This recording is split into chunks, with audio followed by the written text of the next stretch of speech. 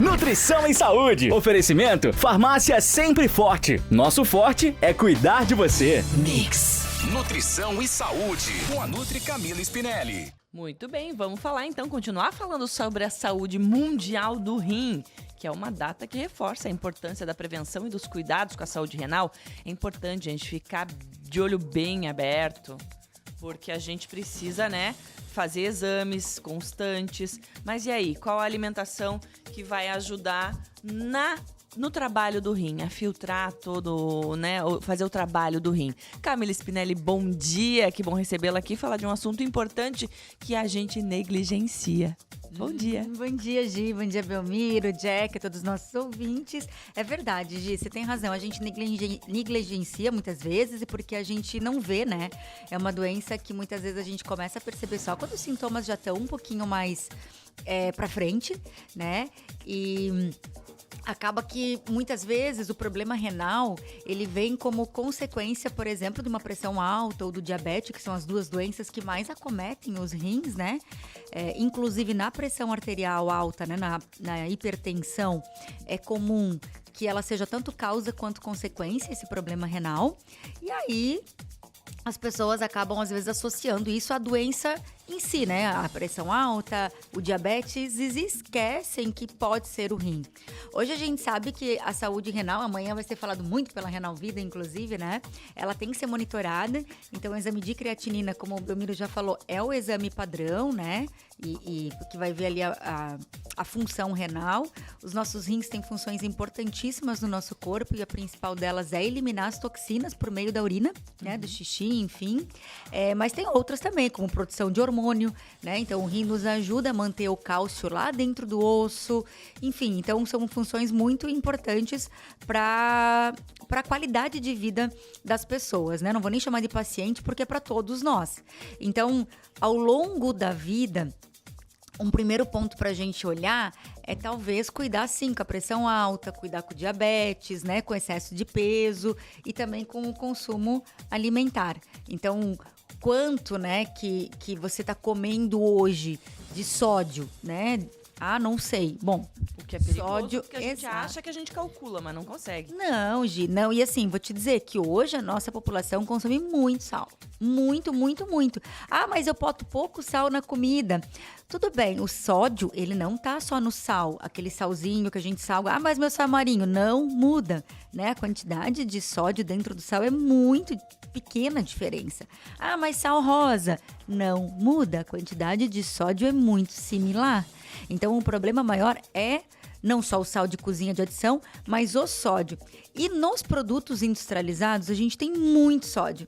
E as pessoas muitas vezes desconhecem dessa informação, né? Então, hoje nós temos no Brasil a lei que traz na rotulagem a lupa, que já vai dizer lá na frente, alto em sódio.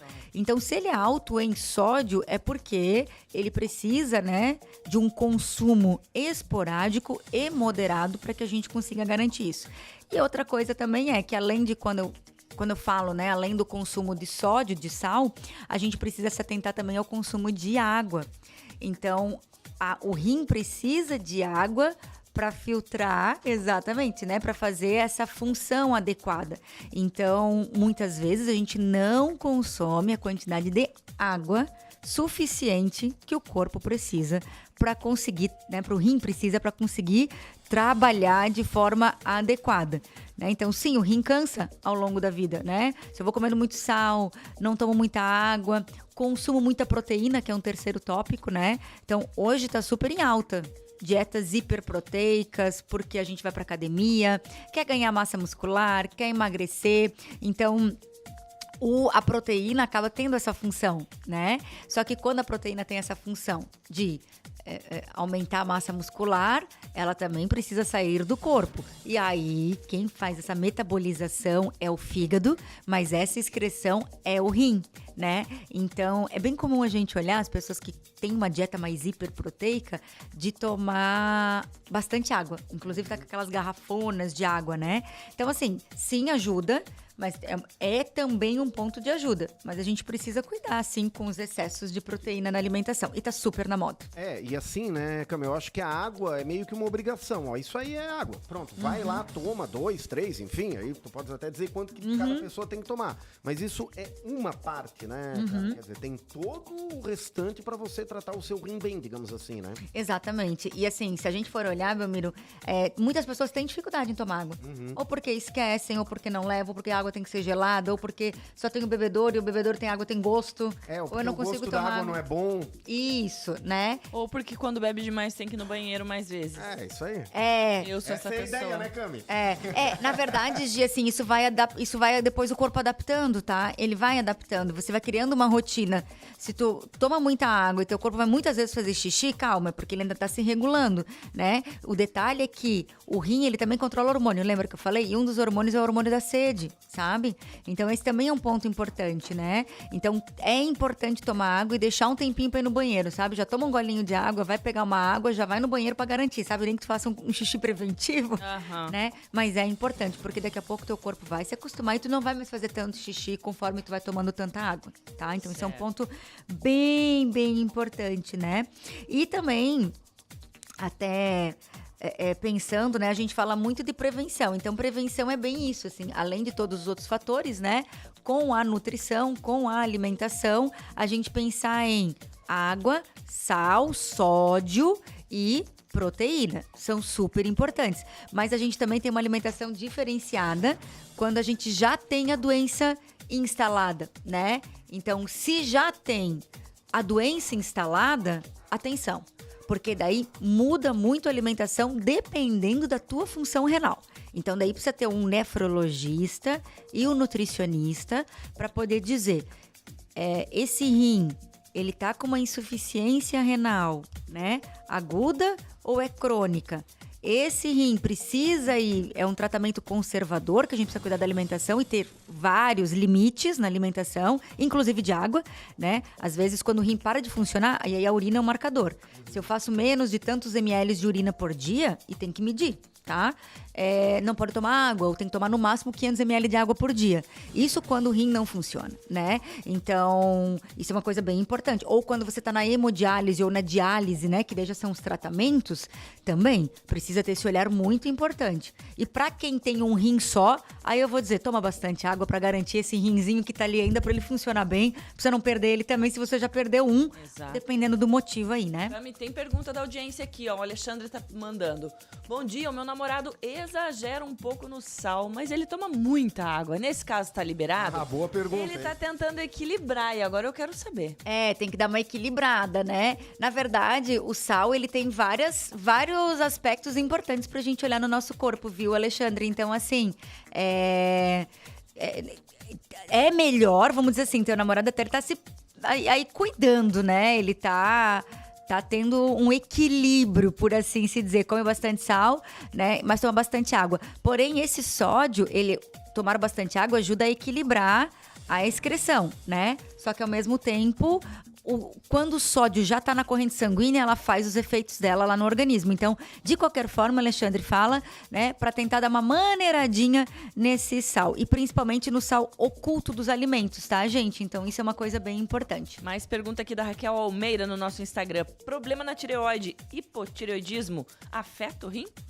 Olha, boa pergunta, hein, Raquel? É que, na verdade, a gente acaba no hipotireoidismo tendo funções que regulam o corpo como um todo, porque a tireoide é o nosso regente mor, por assim se dizer, né, dos hormônios do nosso corpo. E no hipotireoidismo, o nosso corpo, ele fica um pouquinho mais lento, né? Então, essa metabolização e excreção, ela pode ser um pouco mais lenta, sim. Então, há estudos, né, e há relatos, sim, de problemas renais futuros, sim, se não tiver um cuidado nas condições prévias, tá?